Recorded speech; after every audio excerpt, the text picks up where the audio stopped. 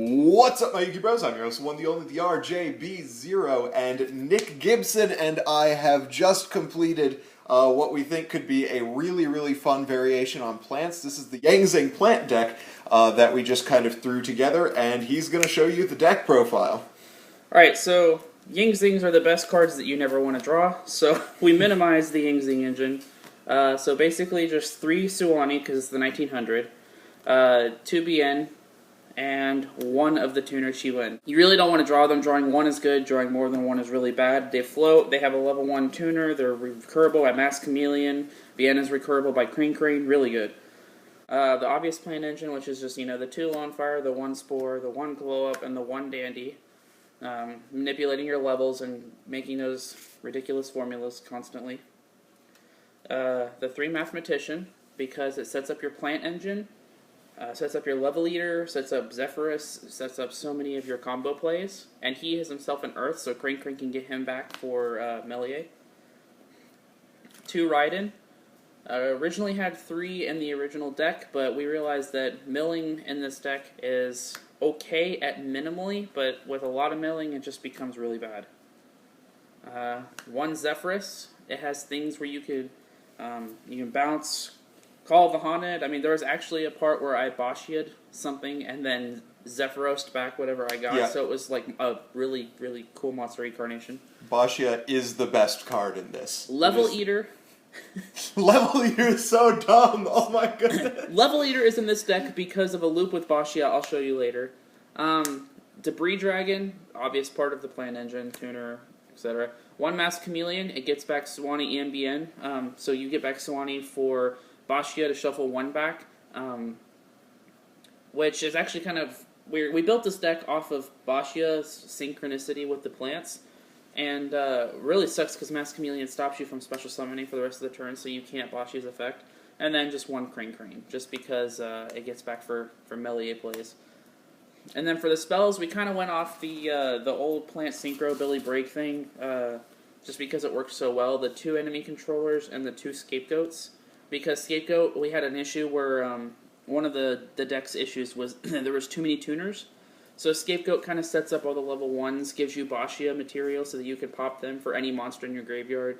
Kind of makes the deck a little easier. And Econ with Scapegoat is it's really good. Really good, yeah. The 1 Rhoda, I was going to add Spell Striker, but kind of thought against it, just because this gets Raiden, pretty good deck thinning. 1 Raigeki. Just because field clearing after you set up pretty well is really good. Just puts in extra damage. 1 Soul Charge because it's plants. We like Mass Revival. 1 Foolish Burial because it sends all your combo pieces to the graveyard. Really good. Self-explanatory. 1 Dichotomy because you have Worms, Plants, Warrior, Spellcaster, extra deck monsters. Dichotomy will be live at some point. Hopefully we don't mill it off with Raiden. 1 for 1 because it gets Glow Up Bulb, and Spore, and Chiwen, and a bunch of other things. For the traps, we have 3 Vanities, and unfortunately I feel like you can't be competitive this format if you do not have 3 Vanities, just because it shuts down the main 3 decks, and it's almost a staple right now. Also Spark Emptiness. And Spark Emptiness is really good. 3 Breakthrough because screw Winda. Winda pretty much shuts this deck down to the point where you can't play, and having Breakthrough skill is pretty essential to making sure that you can play. 2 Trap Stun, because why not turn off your own Vanities and then go insane? Pretty good. And 1 Call of the Haunted. Anymore, that's probably a little much.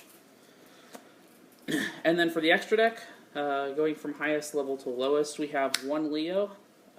Mainly you make Leo with Bashia or a level 8 in Formula, which happens often.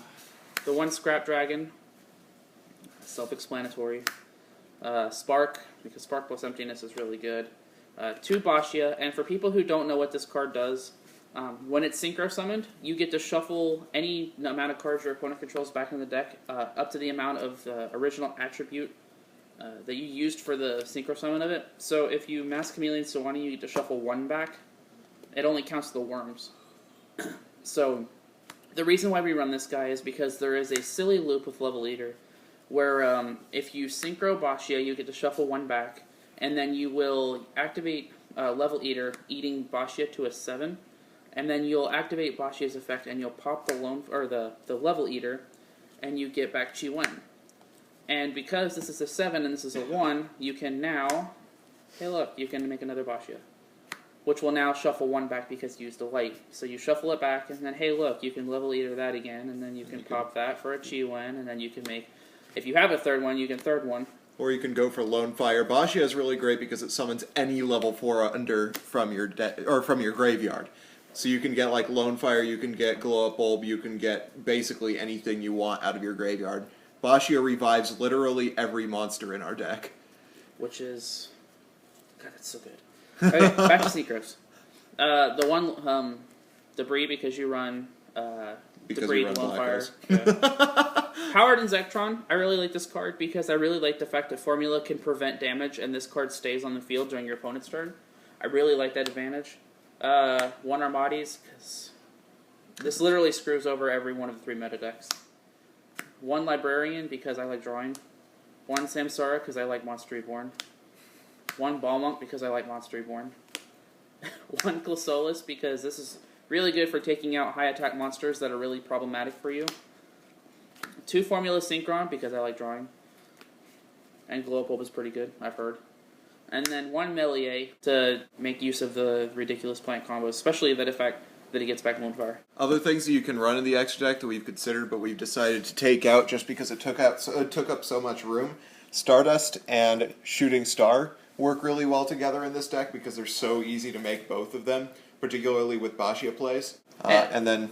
If the format allows it, I mean, you always have access to Blader. I think Catastrophe would be a lot better if it didn't, destroy, which the entire format is like, hey, destroy me. If you really want to focus around Baxia, you can run another one. Orient Dragon is really good if you have, a lot of synchros in your area. This card is really good if you're running a lot of warriors in your deck. You can always run this in plants because you could DNA surgery all your stuff. And then you can bring back Spore as a level 4, and then overlay for 86, and you basically win the game. There you go. So and that's how you play plants. You make number 86. So there you guys go. I hope you guys like this deck. You should try playing around with it. We've been testing. There are some changes that we're probably still going to make. But that's just the base of how to abuse Baxia at its best. So I hope you guys liked this video. If you did, hit that thumbs up button. If you didn't, let me know why in the comment section below. And of course, subscribe for more decks, discussion, analysis, and general Yu-Gi-Oh! Shenanigans. Thank you guys for watching. I'm your host, the one, the only, the RJB0, and I got a jet. See you guys.